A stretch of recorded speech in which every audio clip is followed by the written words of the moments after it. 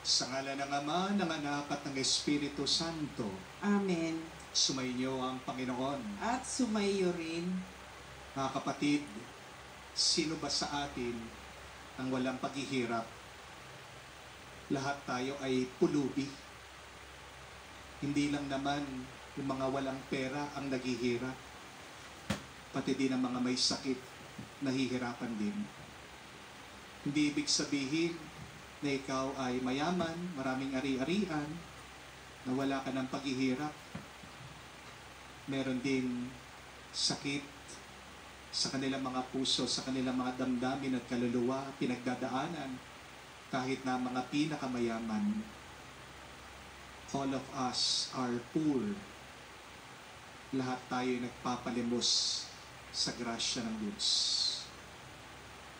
Kapag naghihirap ka, ano magandang gawin? Una, magpasalamat ka. Dahil sa gitna ng ating mga pinagdadaan ng pagsubok, hindi tayo pinapabayaan ng Diyos. Pinupuno niya tayo sa kanyang grasya. At pangalawa, itaas natin sa kanya lahat ng ating paghihirap. Tayo nagpapasalamat dahil pinagkaloob ng Diyos sa atin ang banal na misa bilang paraan natin ang pananalangin para maging mas magaan ang ating mga pinagdadaanang hirap, sakit at suliranin. At para minsan pa tayo makitang karapat-dapat na makatanggap sa mga banal na misteryo, tayo'y magpakumbaba, humiling muli sa awa at pagpapatawad ng Diyos. Inaamin kong Sa makapangyarihang Diyos at sa inyo mga kapatid, na lubha akong nagkasala sa isip, sa salita, sa gawa at sa aking pagkukulang. Kaya isinasamo ko sa mahal na Birheng Maria, sa lahat ng mga anghel at mga banal, at sa inyo mga kapatid, na ako'y ipanalangin sa Panginoong ating Diyos. kaawaan tayo ng makapangyarihang Diyos. Patawarin tayo sa ating mga kasalanan. Patnubayan tayo sa buhay na walang hanggan. Amen.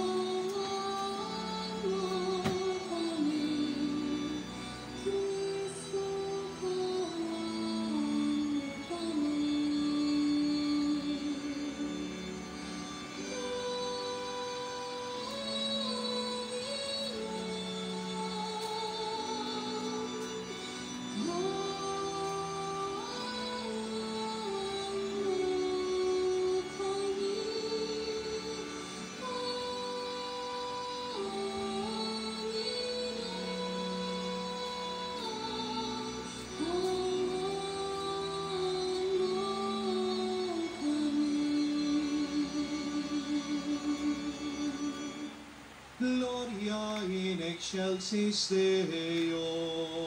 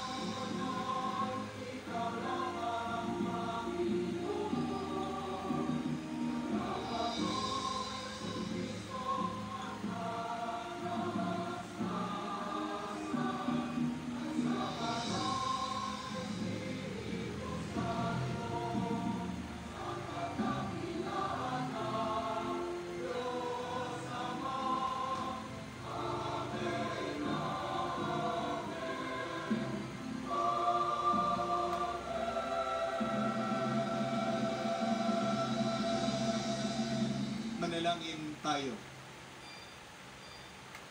Ama naming makapangyarihan, ang iyong pinakadakilang magagawa ay magpatawad. At ang iyong laging pinapakita ay pagkahabag. Padaluyin mo sa aming walang humpay ang kagandang loob mo sa amin inilaan, upang sa pagkakamit namin sa pangako mong bigay, kami gawin mong kasalo sa ipagkakaloob mo sa kalangitan. Sa pamagitan ni Jesucristo, kasama ng Espiritu Santo, magpa sa walang hanggan. Amen.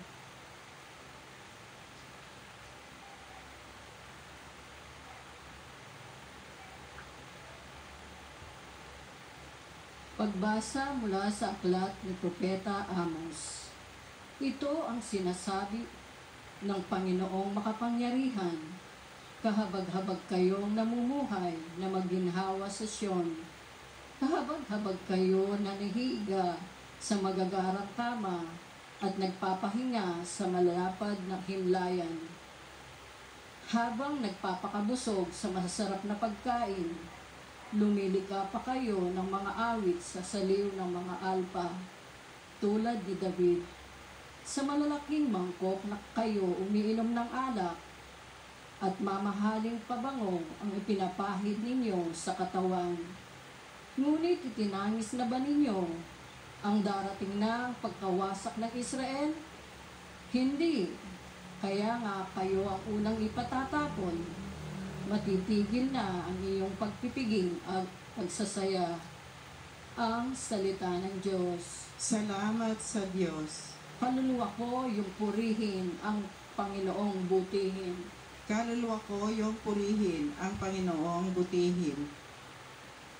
Ang maaasahang lagi, Panginoon, panig sa naapi ang Diyos na hukon. May pagkaing handa sa nagugutom.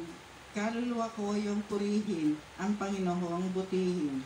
Pinalaya niya ang mga nabihag, isinasauli paningin ng bulag. Lahat ng inapi ay tinataas, ang mga hinirang niya'y nililingap. Kaluluwa ko yung purihin ang Panginoong butihin.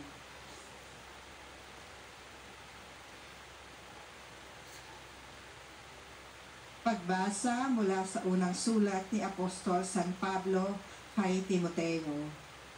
Ikaw na lingkod ng Diyos. Sikapin mong mamuhay sa katuwiran, kabanalan, pananalig, pag-ibig, pagtitiis at kaamuan. Gawin mo ang buo mong makakaya sa pakikibaka, alang-alang sa pananampalataya at kakamtan mo ang buhay na walang hanggan. Yamang diyan ka tinawag ng Diyos nang ipahayag mo sa harapan ng maraming saksi ang iyong pananampalataya. Sa ngalan ng Diyos na nagbibigay buhay sa lahat ng bagay, at sa ngalan ni Kristo Jesus na nagpatotoo sa harapan ni Poncio Pilato, inuutos ko sa iyo ang mga tagubiling ito'y panatilihin mong mabisa at walang kapintasan hanggang sa pagdating ng Panginoong Hesukristo. Sa takdang panahon, kay ihahayag ng mapagpalang Diyos sa makapangyarihang hari ng mga hari at Panginoon ng mga Panginoon. Siya lamang ang walang kamatayan, ang nananahan sa liwanag na di matitigan. Hindi siya nakita o makikita ni naman. Sa kanya ang karangalan at ang walang hanggang kapangyarihan. Amen. Ang salita ng Diyos. Salamat sa Diyos.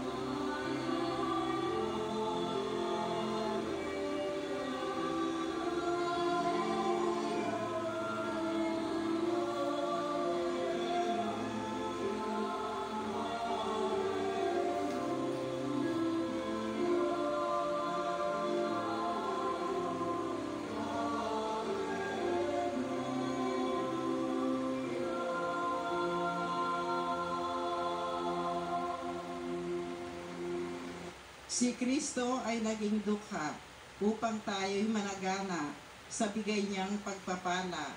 Aleluya, aleluya. Sumainyo ang Panginoon. At sumainyo rin. Ang mabuting balita ng Panginoon ayon kay San Lucas. Papuri sa iyo, Panginoon. Noong panahon iyon, sinabi ni Jesus sa mga Pariseo, may isang mayamang nagdaramit ng mamahalin at saganang-sagana sa pagkain araw-araw. At may isa namang pulubing nagngangalang Lazaro, tadtad ng sugat at nakalupaysay sa may pintuan ng mayaman upang mamulot kahit mugmok na nahuhulog mula sa pagkainan ng mayaman. At doon nilalapitan siya ng mga aso at dinidilaan ang kanyang mga sugat. Namatay ang pulubi at dinala ng mga anghel sa piling ni Abraham. Namatay rin ang mayaman at nilibing. Sa gitna ng kanyang pagdurusa sa Hades, tumingala ang mayaman at kanyang natanaw sa malayo si Abraham, kapiling ni Lazaro. At sumigaw siya, Amang Abraham, mahabag po kayo sa akin. Utusan ninyo po si Lazaro na isawsaw sa tubig ang dulo ng kanyang daliri at palamigin ang aking dila, sapagkat naghihirap ako sa apoy na ito. Ngunit sinabi sa kanya ni Abraham, Anak, alalahanin mong nagpasasa ka sa buhay sa ibabaw ng lupa. At si Lazaro'y nagtiis ng kahirapan. Ngunit ngayon, inaaliw siya rito, samantalang ikaw na may nagdurusa. At higit sa lahat, nilagay sa pagitan natin ang isang malaking bangin upang ang mga narine ay hindi makaparian. At ang mga nariyan ay hindi makaparini. At sinabi ng mayaman, kung gayon po, Amang Abraham, pinamamanhik ko sa inyo, papuntahin si Lazaro sa bahay ng aking ama, sapagkat ako'y may 5 kapatid na lalaki. Paparoonin nga ninyo siya upang balaan sila at nang hindi sila humantong sa dakong ito ng pagdurusa. Ngunit sinabi sa kanya ni Abraham, nasa kanila mga sinulat ni Moises at ng mga propeta. Pakinggan nila ang mga iyon. Hindi po sapat ang mga iyon, tugon niya. Ngunit, kung pumunta sa kanilang isang patay na muling nabuhay, tatalikdan nila ang kanilang mga kasalanan. Sinabi sa kanya ni Abraham kung ayaw nila pakinggan ang mga sinulat ni Moises at ang mga propeta, hindi rin nila paniniwalaan kahit ng isang patay ay muling mabuhay. Mga kapatid, ang mabuting balita ng ating Panginoon. Pinupuri ka namin, Panginoong Jesucristo. Magandang araw po muli sa inyong lahat and a blessed Sunday po sa inyong lahat. Nung po minsan, hindi ko makalimutan, ako po ay nakipamiesta sa isang parokya. At pagkatapos po ng misa, kami ay niyaya nitong parish priest kumain sa handaan sa kumbento. Habang kami po ay masayang kumakain at nagkwekwentuhan, meron pong isang babae na pulubi lumapit sa amin at nanghihingi. Sabi, Father, paumanhin po, pwede po ba kaming makahingi ng pagkain ng anak ko? Sabi naman po ng pare, ay opo, dito po, tuloy po kayo. Meron po tayong buffet, kayo na pong bahalang mamili dyan. Umalis po ang babae, kasama niya yung kanyang anak. Pagkatapos po ng ilang saglit, bumalik po yung nagpapalimos. Sabi niya, Father, sorry po, meron po ba kayong ibang ulam? Nagtataka po ang pare, sabi, bakit po? Ito pong babae, sabi niya, kasi po, yung ulam po doon sa buffet, puro po karne at baboy. Wala po ba kayong isda? Medyo nabigla po yung pare. Pero hinayaan niya. At sabi po nitong pare, ganun po ba? Bakit po? Kasi po yung anak ko, di po kumakain ng karne. Sabi ng pare, kung ganun po pala, sige, hahatiin po namin kayo dito sa isda namin para makakain naman, kawawa yung inyong anak. Nuha po ng babae, umalis siya. Pagkatapos po ng ilang saglit, bumalik na naman yung babae. Sabi, Father, paumanhin po. Ano po yon? Sabi ng parish priest. Wala po ba kayong plato na babasagin? Nagkakamot na po ng ulo itong pari. Bakit po? Kasi po yung binigay na plato sa amin, paper plate. Napakalambot po, ang hirap pong kumain. Ganun po ba? Baka po naubusan lang. Sige po, mayo pong pare. Lutusan niya yung staff. Nagugas po sila. Binigyan po ng platong babasagin. Umalis po itong babae. Pagkatapos ng ilang saglit, bumalik na naman yung nagpapalimos. Sabi, Father, pasensya na po. Wala po ba kayong mineral water? Bakit po? Sabi nitong pare. Kasi po yung anak ko acidic. Hindi po umiinom ng Coke o ng soft drinks. Ganun po ba? Sige po. Ang pare po, kumuha ng mineral water, binigay sa kanya. Pasalamat naman po yung pulubi. Umalis. Pero pagkatapos ng ilang saglit, bumalik na naman yung nagpapalimos. Ano ang hinihingi? Sabi, Father, pasensya na po. Sorry po ha. Bakit po? Sabi ng pare, naiinis na. Ano pong kailangan niyo? Wala po ba kayong kutsara? Bakit po? Kasi po yung kutsarang binigay po nila sa amin, malambot. Wala po ba kayong kutsarang bakal? Nagalit na po yung pare. Sinabihan niya yung nagpapalimos. Sabi niya, talaga bang mahirap kayo? Talaga bang nagpapalimos kayo? O nagpapanggap lang? O nga naman po, no? Kasi anong ibig sabihin ng pagiging mahirap? Yung wala kang choice. Yung wala kang mapili. Pero tinatanggap mo ang lahat na binibigay sa'yo. Di po ba? The true meaning of being poor is you are in a situation where you are choiceless, where you are optionless, where you are powerless. Amen? Ang totoong mahirap ay yung nasa kalagayan na kung saan gusto mong pumili, pero hindi ka makapili. Kung ano ang ihagis sa'yo, sasapuhin mo. Kung anong binigay sa'yong pagkain, lulunukin mo. Kung saan ka dalhin, susunod ka. At yan ang kasamaan ng pagiging mahirap. Hindi po ba? Yung wala kang kalayaan. Yung gusto mong pumili pero wala kang magawa. Kapatid, hindi ka mahirap kapag napipili mo yung gusto mong kainin. Hindi ka talaga mahirap kapag napipili mo yung gusto mong suotin. Hindi ka mahirap kapag nakakagala ka, kapag nakakapaglakwatsa ka. Ang alam lang kasi nating kahirapan ay yung tinatawag nating material poverty. Di po ba? Gusto mo mag-aral, hindi ka makapag-aral dahil wala kang pambayad sa matrikula. Gusto mong magpagamot, namamatay ka, diyan ka na lang sa bahay. Gusto mong gumanda ang iyong bahay, kaya lang wala kang pera. Naglalagay ka na lang ng tabo kapag tumutulo na ang iyong bubungan. Tinatakpan mo na lang ang iyong ilong para hindi mo maamoy yung estero na nakapalibot sa inyong tahanan. Pero mga kapatid, may iba-iba pa ring klase ng kahirapan. Meron din po tayong tinatawag na physical poverty. Yung gusto mong tumayo pero hindi ka makaalis sa kama. Gusto mong humaba ang iyong buhok pero nakakalbo ka dahil sa radiation. Gusto mong makakain dun sa gusto mo kaya lang bawal ka na dun sa 3M. Bawal ka na sa matamis, sa maalat, sa mataba. Ayun pa naman yung pinakamasarap. Hindi po ba? When you are sick, you experience physical poverty. Meron din pong relational poverty. Some of us are poor in love. Gusto mong halikan yung misis mo, kaya lang, lumalapit ka pa lang, hinahawakan mo na siya, pinagbibisitan ka na, nagagalit na, nakakunot na ang kilay. Wala kang magawa dyan sa ugali ng iyong mister. Kinausap mo na, pinagdasal mo na, nilapit mo na sa pare, ganun pa rin. Ayaw magbago, patuloy pa rin sa kanyang bisyo. Gusto mong kausapin, ayaw kang kausapin ng asawa mo. Meron ng iba, iniwan ka, kasal kayo, wala pa naman divorce dito sa Pilipinas. Some of us are poor in our relationship. At meron din po tayong spiritual poverty. Yan yung nabubuhay ka sa pagkakasala.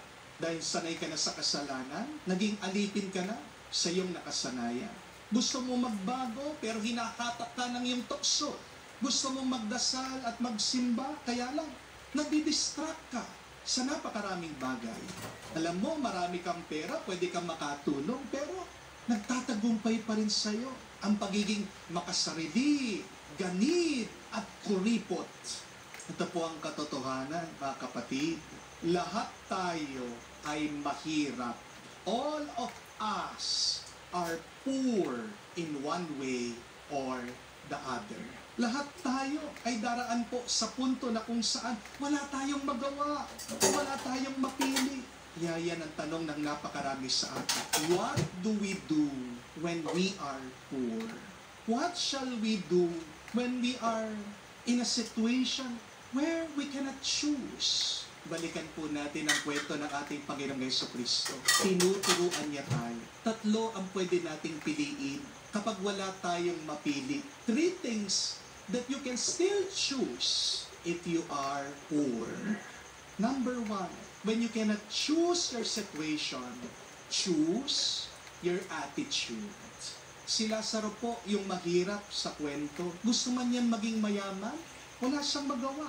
Hindi man niya mapili yung kanyang makain. Dahil sabi sa kwento, kung ano na lang daw yung nahuhulog sa lamesa, yun yung kanyang kinakain. May sakit siya, puno siya ng sugat, wala siyang mapiling doktor na mapuntahan. Wala siyang mapiling gamot para siya'y gumaling. Pero kahit na napakarami niyang paghihirap at pagdurusa, ang sabi po ni Abraham, nung nandun na sila sa langit, pinili niyang magtiis sa kanyang pagdurusa. Did you see that? Lazarus have a lot of things that he could not choose. But in the end, he chose to endure. Mga kapatid, tandaan niyo po, oo, hindi mo man mapipili ang iyong sitwasyon ngayon. Pero pwede mo pa rin mapili kung ano ang iyong magiging ugali. Amen? Ano po ang kasabihan? Napakaganda. You cannot control the wind, but you can change your sails. Maraming bagay sa ating buhay, hindi naman natin makokontrol. Hindi po ba? Hindi natin makokontrol ang problemang darating sa atin. Hindi mo mapipili ang iyong sakit. Hindi mo mapipili ang ugali ng ibang tao. Hindi mo mapipili ang takbo ng ekonomiya. Hindi rin natin mapipili o mahahawakan kung anong gagawin ng ating mga politiko. Pero, hindi tayo helpless. Tandaan niyo po yan. You can adjust your sails. Ibig sabihin, pwede mo pa rin piliin kung paano mo tutugunan ang mga bagay-bagay. Pwede mo pa rin piliin kung paano mo titignan ang iyong mga karanasan. Dahil kung ano ang iyong paningin, yan ang iyong mararamdaman. Change your attitude. You will change your life. Tandaan niyo po ang kasabihan, napakaganda. A bad attitude is like a flat tire. You cannot go anywhere unless you change it. Magandang itanong po yan, mga kapatid. Ano ba ang attitude ko ngayon na kailangan kong palitan? Ano ba ang attitude ko na hindi na nakakatulong sa akin? Hindi kaya naman, kaya hirap na hirap ka dahil meron kang bad attitude? Baka meron kang inggit. Baka meron kang galit. Baka ikaw ay reklamador. Baka wala kang pasasalamat sa Diyos. Lahat ng yan, mga kapatid, ay nakakabigat sa iyo. Amen? Lahat ng yan hindi nakakatulong sa iyo. Lalong-lalo na sa iyong pang-angat at pang-asenso. Kapag wala kang mapili, piliin mo na lang na maging masaya. Amen? Smile and make somebody smile today. You can do it if you choose it. Para bang pag tayo po ay sumasakay sa jeep, di ba? Di mo naman mapipili yung mga makakasakay mo. Minsan, siksikan na sa loob ng jeep, meron pang sasakay. Napakalaking mama, napakataba. Sisiksik pa niya ang kanyang puwet dyan sa iyong upuan. Huwag mo sasabihin wala kang choice. Kasi meron kang choice na magalit o tumawa na lang. Amen? Meron kang choice na magbuisit o kaya makipagkwentuhan habang ikaw ay nasa jeep. Meron kang choice na mainip o magdasal ka habang ikaw ay nasa biyahe. Huwag na wag mo sasabihin, kapatid, wala kang choice. Dahil kapag hindi ka pumili, yan ang pinipili mo. When you do not choose, that is your choice already. Yes, life will always have situations that we do not like. Hindi natin mapipili saan tayo pinanganak, sino ang ating mga magulang, ano ang ating kasarian, pero mapipili natin kung paano tayo tutugon, kung ano ang ating magiging ugali. Hindi ka maghihirap, kapatid, kung ang pinipili mo ay magkaroon ng magandang pananaw at mabuting pag-uugali. Amen? So choose every day to have a good attitude so that your journey here in this world will be happier. Amen? But secondly, remember, when you cannot choose what you have, choose to share what you can. Yung mayaman po, lahat ng choices, meron siya. Pwede siyang pumili, anong kanyang masusuot, pwede niyang piliin, anong kanyang kakainin araw-araw. Pero merong isang hindi pinili, yung mayaman. Yung hindi pansinin si Lazarus. The rich man chose to ignore Lazarus. Sa dami-dami po na pwedeng piliin nitong mayaman, hindi niya pinili na makipagkapwa-tao.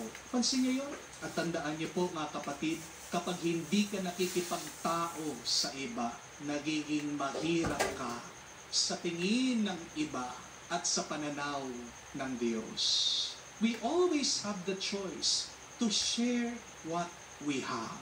Ang problema lang na napakarami sa atin, agad minamaliit ng kanilang mga sarili. Ang sinasabi, mahirap lang ako eh. Wala naman ako maibibigay. Kapatid, sinasabi ko sa iyo, kahit na mahirap ka, meron kang pwedeng i-share. Hindi po ba? Pwede mong i-share ang iyong oras. Makipagkwentuhan ka dyan sa mga naiinip, sa mga nag-iisa sa buhay. Pwede kang mag-share ng iyong ngiti habang ikaw ay nakikipagsiksikan sa tren, sa MRT, sa bus. Aba, napakalaking epekto kapag ninitian mo yung iba. You can make someone's day by smiling at them. Amen? Pwede ka rin naman mag-share ng dasal at panalangin. Mga kapatid, hindi lang naman po pera ang pwede nating ibahagi sa iba. Sometimes the little that you have is a big thing that others need. Meron po akong isang nakitang post sa Facebook, isang picture po ng isang lalaki nasa isla. At siya po ay kumakaway. Dito po sa malayo, isang lalaki na nasa bangka. Yung lalaki po na nasa isla, na-stranded po ang matagal na panahon. At tuwang-tuwa po siya, napakasaya niya. Finally, meron pong isang bangka na magre-rescue sa kanya. Pero hindi po niya alam, yung lalaki po doon sa bangka, matagal na rin po na lumulutang sa dagat. Stranded naman po siya doon po sa gitna ng tubig, sa dagat. At masaya din po yung lalaki, nakakita po siya ng isla. Finally, makakatapak na po siya sa lupa. Tingnan niyo po yan, mga kapatid. Kung minsan, yung ayaw mo, yan yung hinahanap at kailangan ng iba. Di po ba? At minsan, ang kailangan ng iba ay nasa iyo na. Kaya wala talagang taong mahirap. Lahat tayo ay mayaman. Bakit? Dahil lahat tayo ay biniyayaan ng Diyos. Kaya kaya mo pa rin piliin, mga kapatid, na magbahagi palagi. Dahil kung ano ang iyong binibigay, babalik din sa iyo. Siksik, liglig, at umaapaw. Amen? Third and last, when you cannot choose your life here on earth, you can still choose where to spend your eternity. Ang kasabihan nga po, if you were born poor, it is not your problem. If you die poor, that is your problem. Hindi mo rin kasalanan, kapatid, kapag pinanganak kang pangit. Di po ba? Pero kasalanan mo na kapag namatay kang pangit. Di po ba? Ang mayaman na lalaki, nag-enjoy po sa buhay niya habang siya'y nandito sa mundo. Pero hindi siya naghanda for the next life. Si Lazaro po, naghirap sa mundo. Pero nakita nyo, may reward siya sa langit. Mga kapatid, lahat naman po tayo may eternal destination. Wala man tayong choice kung saan tayo pinanganak. Pero may choice ka kung saan ka pupunta pagkatapos ng buhay na ito. Habang may panahon pa, kapatid, mag-invest ka. Hindi lang sa lupa, kundi sa langit. Amen? Huwag kayo pong magkakamali kasi mas malaki ang balik sa iyo kapag sa langit ka nagdideposito. Di po ba? Yan po ang nakakatawa minsan sa mga matatakaw sa pera. Ipon ng ipon. Hindi naman nila mapapakinabangan sa susunod na buhay yung kanilang mga pera at kayamanan. Di po ba? Bakit? Mababribe mo ba ang Diyos? Hindi kailangan ng Diyos ang iyong pera. Bakit? Kapag ba marami kang pera, mas mahaba ang iyong buhay. Pinakita yan ng ating ebanghelyo. Pagkayaman-yaman man nitong lalaki, kinuha pa rin siya ng Diyos. Hindi po ba? Pero sino bandang huli yung nakapasok sa langit? Hindi po yung mayaman. O hindi yung mahirap, si Lazaro. Dahil kahit na walang-wala siya, merong isa na lang na natira sa kanya, ang kanyang pananampalataya sa Diyos. At ano po ang sabi ng Beatitudes? That blessed are the poor, the kingdom of God is theirs. Kahit na mahirap ka, kapatid, magiging mayaman ka kung nananalig ka at nananampalataya ka sa Diyos. Amen?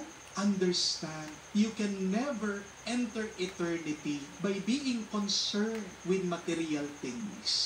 Kung puro mga bagay lang dito sa mundo ang iyong hinahanap, kapatid, mahihirapan ka na makapasok sa buhay na walang hanggan. Magandang itanong po ito sa ating mga sarili. Yung aking bang mga pinipili, may magandang bunga ba sa susunod na buhay? O puro lumilipas lang na bagay ang aking hinahanap, ang aking inaasa? Na kapatid, may mas mahalaga pa kesa sa pera at ari-arian. Huwag niyong kakalimutan yan. Money is just a means, but it is not the end. Meron pong isang viral story, hindi ko po alam kung nakita niyo na sa Facebook, sa social media. Ito po ay kwento tungkol sa isang tatay, isang civil engineer na nagtrabaho po sa DPWH. Pero, malungkot pong kwento, inalis po siya sa trabaho dahil hindi po siya pumayag sa kalakaran ng corruption doon po sa DPWH. Pero kahit na wala po siyang limpak-limpak na pera, napatapos po niya lahat ng mga anak niya. Sabi po nung isa sa mga anak niya, pwede naman pong piliin ng tatay nila na maging nepo babies sila. Pero mas pinili niya yung tama at yung mabuti. At kahit sakto lang daw po na nakaraos sila sa buhay, proud na proud daw po sila sa kanilang tatay. Magastos man daw po ang pagiging mabuti, pero sulit naman ito bandang huli. Totoo naman po, mga kapatid, mahirap man po ang pagpili natin sa tama. Pero sa likod ng bawat paghihirap, may naghihintay namang ligaya, gantimpala galing sa Diyos. Kung wala kang mapili, tandaan mo, piliin mo yung magdadala sa iyo sa langit. Piliin mo yung maglalapit sa iyo sa Diyos. Kaya nga po, mga kapatid, tandaan natin, when you are poor, and when you are in a situation that you cannot choose, you can still choose and pick these three things. Hopefully, you choose to have a good attitude. Second, choose to share what you have. You have been blessed with God. Meron at meron kang may pagkakaloob sa iba. And third and last, choose eternity with God. Opo, maaaring naghihirap kayo ngayon, kapuspalad ka, malungkot ka, may sakit ka, nadidepress ka, pagod ka, pero ang pag-asa natin, ito. Ang hirap natin dito sa mundo, panandalian lang, temporary lang yan. Pero ang ginhawa natin kasama ang Diyos, forever yan. Maniwala ka, kumapit ka sa Kanya, at ipahayag mo palagi, God is good, sobra, sobra. Amen. Tumayo po tayo, pahayag po natin ang ating pananampalataya at isabihin, sumasampalataya ako. Sumasampalataya ako sa Diyos amang makapangyarihan sa lahat, na may gawa ng langit at lupa, Sumasampalataya naman ako kay Jesucristong iisang anak ng Diyos, Panginoon nating lahat. Nagkatawang tao siya, lalang ng Espiritu Santo. Ipinanganak ni Santa Mariang Birhen. Pinagpakasakit ni Poncio Pilato. Ipinako sa krus, namatay, inilibing. Nanawag sa kinaroroonan ng mga yumao. Nang may 3 araw, nabuhay na mag-uli, umakyat sa langit, naluklok sa kanan ng Diyos amang makapangyarihan sa lahat. Doon naggumulang pariritot mag-uukong sa mga nabubuhay at nangamatay na tao. Sumasampalataya naman ako sa Diyos Espiritu Santo, sa banal na simbahang Katolika, sa kasamahan ng mga banal, sa kapatawaran ng mga kasalanan, sa pagkabuhay na muli ng mga nangamatay na tao, at sa buhay na walang hanggan. Amen. Ang mga pagbasa ngayon ay nagpapaalala sa atin ng ating tungkuling moral na tumulong sa mga nangangailangan. Patunayan natin ang ating malasakit sa kanilang kapakanan at manalangin ng buong taimtim ating sabihin, Panginoon, dinggin mo kami. Panginoon, dinggin mo kami. Para sa buong simbahan, naway manatili siyang tagapagtanggol ng mahihirap, mga inaapi, at mga pinagkaitan sa kabila ng panganib na mapalayo sa Kanya ang mga mapangyarihan at mayayaman. Manalangin tayo. Panginoon, dinggin mo kami. Para sa Santo Papa, mga obispo, at lahat ng iba pang namumuno sa atin, naway lagi nilang ipagtanggol ang mga karapatan ng lahat ng inaapi o pinagsasamantalahan ng mga walang pusong individual o institusyon. Manalangin tayo. Panginoon, dinggin mo kami. Para sa mga nanunungkulan sa industriyang pandagat, naway lagi nilang igalang ang mga karapatan at karangalan ng mga mandaragat at umiwas sila sa anumang pagsasamantala. Manalangin tayo. Panginoon, dinggin mo kami. Sa katahimikan po ng ating puso, manggitin natin, sabihin natin sa Diyos ang ating mga personal na pangangailangan. Panginoon, Ama ng mahihirap at tagapagtanggol ng mga nagdadalamhati at nalulumbay, tungayan mong magiliw ang lahat ng mga mandaragat na ginugunita namin ngayon. Tulungan mo sila at ang kanilang mga pamilya at panatilihin silang tapat sa isa't isa, kabilang na kanilang pagkakalayo-layo at paglapitin mo sila muli. Sinasamo namin ito sa ngalan ni Kristo, aming Panginoon. Amen.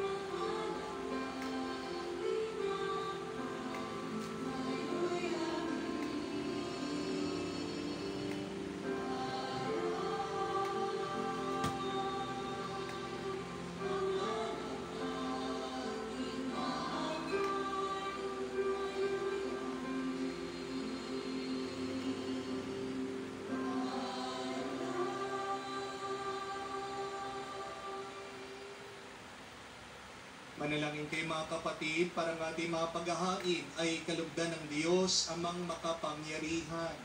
Tanggapin nawa ng Panginoon itong pag-aahahin sa iyong mga kamay, sa kapurihan niya at karangalan, sa ating kapakinabangan at sa buong sambayanan niyang banal.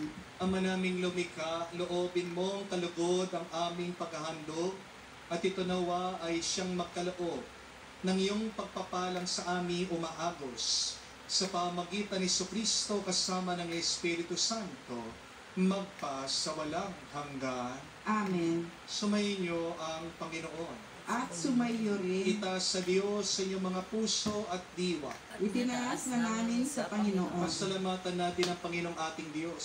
Marapat na siya ay pasalamatan. Ama namin makapangyarihan, tunay nga marapat ikaw ang aming pasalamatan. Nasa iyong aming buhay, pagkilos at pag-iral. Sa pamumuhay namin araw-araw, tinatamasa namin ang iyong pagmamahal. Sa pag-ibig mo, pinunla sa sangkatauhan. Ang Espiritu Santo'y unang aming bigay. Nang anak mo naglagak sa amin ng katiyakan, nakalaang mabuhay kami sa piling mo kailanman. Kaya kaisa na mga anghel nagsisiawit ng papuri sa iyo, nang walang humpay sa kalangitan, kami nagbubunyi sa iyo kadakilaan.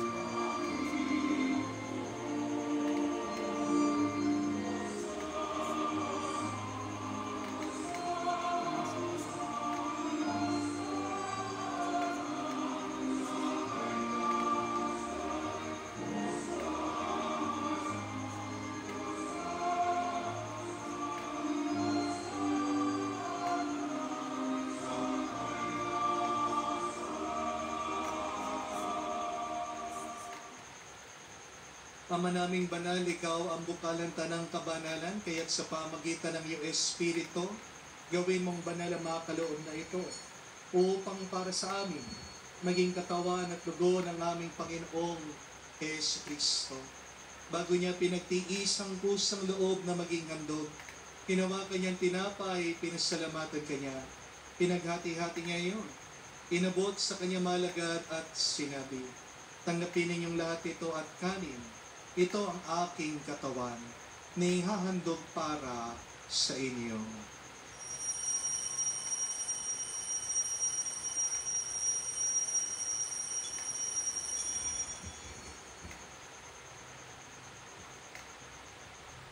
Gayon din naman na matapos ang hapunan, hinawakan niyang kalis. Muli kanyang pinasalamatan. Nabot niya ang kalis sa kanyang malagad at sinabi, tanggapin ninyong lahat ito at inumin. Ito ang kalis ng aking dugo, ng bago at walang hanggan tipan. Ang aking dugo na ibubuhos para sa inyo at para sa lahat. Sa pagpapatawad ng mga kasalanan, gawin ninyo ito sa pag-alaala sa akin.